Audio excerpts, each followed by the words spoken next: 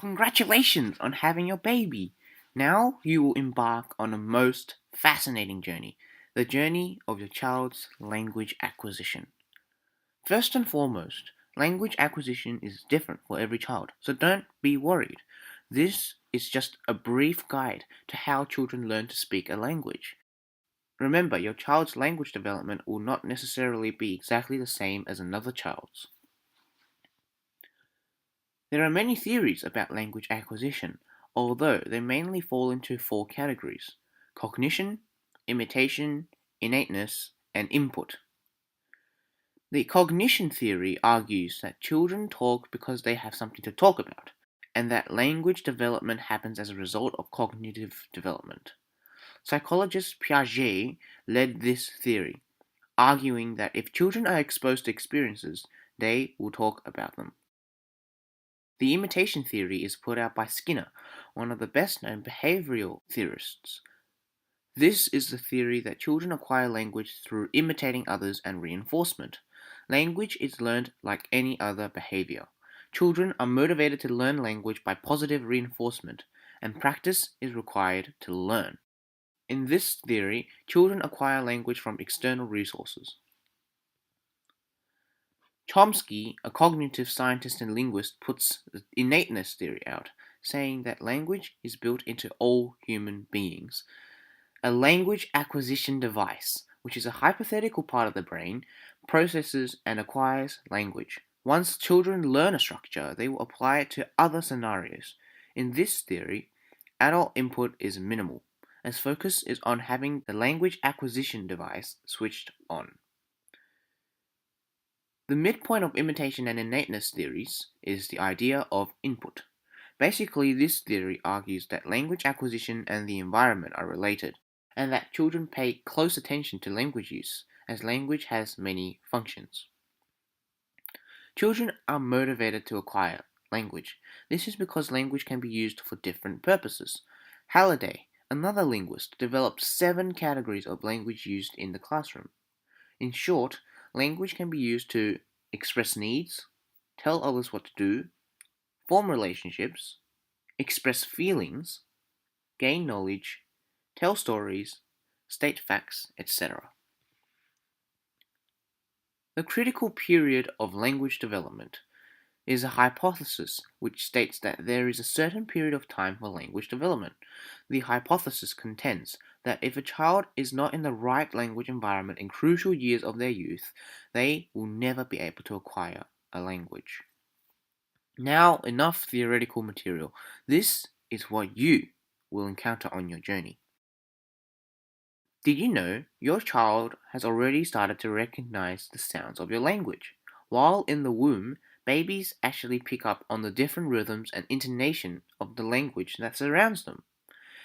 In the first few weeks of life, your baby will cry. Don't worry, this is instinctive. It is your child's way of expressing themselves. When they become around 6 to 8 weeks old, your child will probably cry less and start to coo or gurgle. Language acquisition experts believe this is due to your child gaining greater control over vocal cords. The first major stage of your child's first year is the babbling stage. This is the time when babies start producing sounds which resemble, to some extent, adult language, and will begin around 6 to 9 months. It might sound something like this.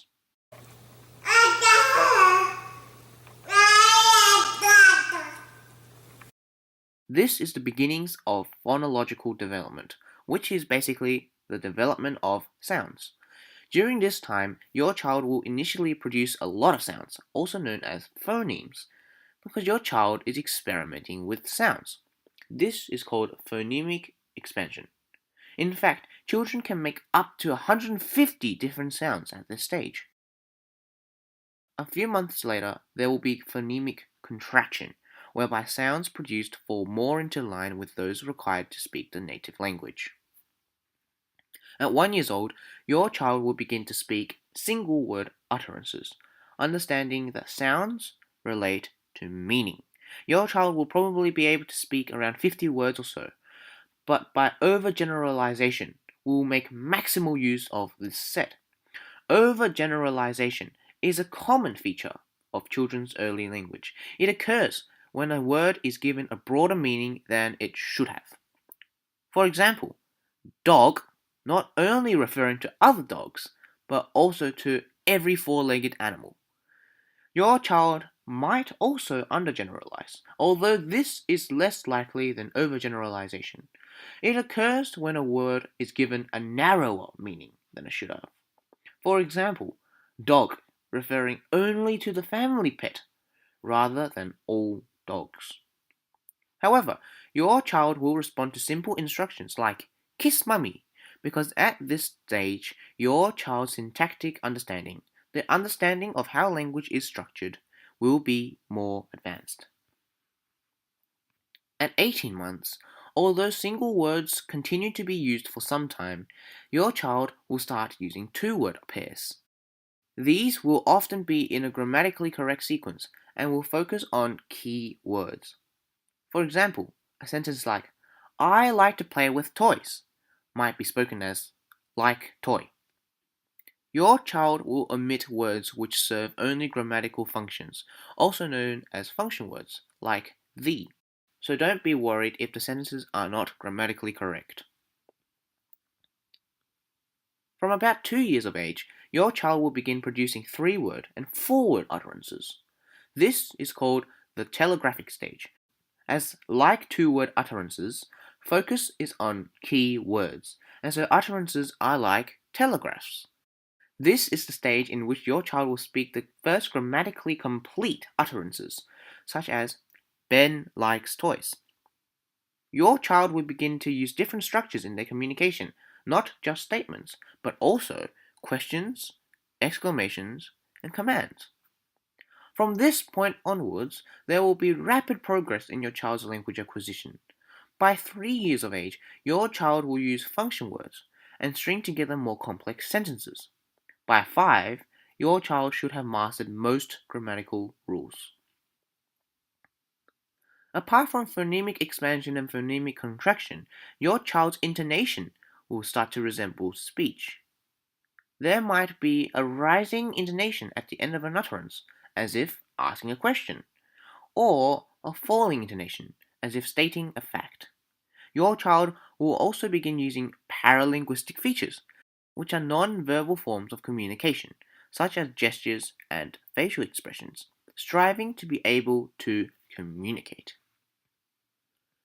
For a child, vowels are the easiest to pronounce, and so you will hear your child voicing many vowels. By 2.5 years, your child should have mastered all the vowels and about 2/3 of the consonants.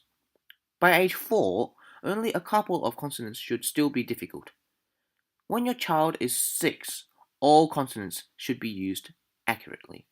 Consonants are more difficult for children to pronounce, especially at the end of words. So the P in pat would be easier to say than the P in tap. Don't fret if your child finds trouble. Initially, children develop an alternative, simplified version of pronouncing words. Linguists have coined a term for this: phonological simplification. There are 3 types of phonological simplification: deleting, substitution, and reduplication. Your child may often delete difficult sounds to make words easier to pronounce. For example, final consonants of some words may be dropped, like the aforementioned P in tap and the T in pat. Your child may also delete unstressed syllables. For example, instead of pillow, they might say pill, omitting the unstressed O. Also, consonant clusters will be reduced. Instead of saying slide, they will say light perhaps, or fis instead of fish. Another way of simplifying pronunciation is substitution. This is a method in which children use alternative, easier sounds, which sound similar, in place of difficult ones. For example, there might become der, and rock might become walk. Your child may also use reduplication, pronouncing different syllables of a word the same way. For example, water becomes wawa. Now, relax. Your child is just motivated to practice different sounds. Also, as your child acquires language, realization will dawn that meaning can be expressed through intonation. For example, my train becomes my train to signify ownership. Lexical development is the learning of words, and semantic development is the development of meaning. Your child will probably speak their first word at around 12 months. The difference between these words and babbling is that your child has attached meaning to these words. Your child will always understand more words than actively use them. For example, dada and mama will be associated with you parents. At 18 months, your child should have accumulated about 50 words, although a third of these will probably be overgeneralized. Over time, the meanings of overgeneralized words narrow, and meanings of undergeneralized words broaden. And at the age of about 2.5 years, your child should know around 200 words, and overgeneralize noticeably less. By 5 years, your child should know up to 2,000 words, and by 7, around 4,000 words. These words will mainly be nouns initially, and later verbs and adjectives. Again, they will omit words which only serve grammatical purposes, so don't stress. When learning words, your child will go through 3 steps. The first step is labeling. This is when your child makes the link between the sounds of certain words and objects to which they refer. For example, they will see the connection between banana and a yellow bent shape. They will label it a banana. The second stage is packaging, which is basically understanding the scope of a word's meaning. They will unpack the meaning of the word banana. For example, banana meaning a fruit that can be eaten, and not just any yellow bent object. The final stage is network building, which involves connections between words. For example, bananas are related to apples and pears as fruits. It is like a network of words, all interrelated. Your child will learn that language plays an important role in everyday life. You can easily help them develop pragmatically by spending time with them and talking to them. Talk to them when you're feeding them, bathing them, dressing, doing anything with your child. Even a game of peekaboo can help your child develop pragmatically. Peekaboo has many similarities with adult conversation. For example, there is turn taking. You will both take turns in speaking. Also, there will be mutual contribution to the conversation, and the activity is fun. All these reflect a typical conversation. When your child starts to speak, utterances will be in the form of statements rather than questions. It will seem as if your child is ignoring you. However, still continue to initiate conversation. Even though the conversation is completely dependent on your continued input, your child will begin to see the social aspects of language and will gradually be able to express needs. By 2 to 4 years, your child should have greater conversational skills and be able to start conversations. In due course, your child will learn conventions of conversation and will consider other people when communicating. According to author Francois Grosjean, your child cannot simply acquire or maintain a second language without a reason, or what he terms a need factor. If children deem a second language not so important, they will gradually let it fade away. There are other factors which affect the acquiring of a second language, including the amount and type of language input your child receives, the support of family, friends, and teachers, as well as the culture of the second language. Bilingualism has many benefits. Bilingualism might have cognitive benefits, allowing children to develop certain attention skills earlier. This is because bilingual children learn to filter out words from one language while speaking in another. This has a technical term called code switching. Being bilingual means your child will be able to communicate with more people in the future, and this has benefits in employment as well. So if you speak a language other than English, it is definitely worth considering letting your child learn another language.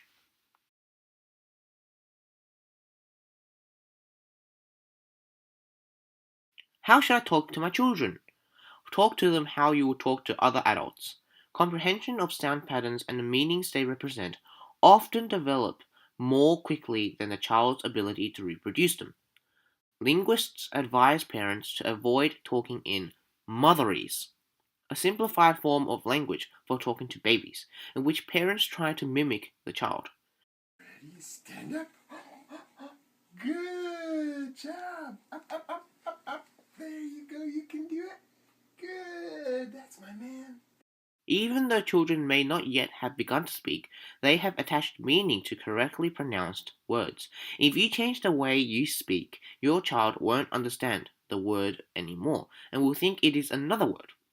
For example, your child will understand the word fish when you speak the word correctly, but might not be able to repeat it, perhaps saying fis.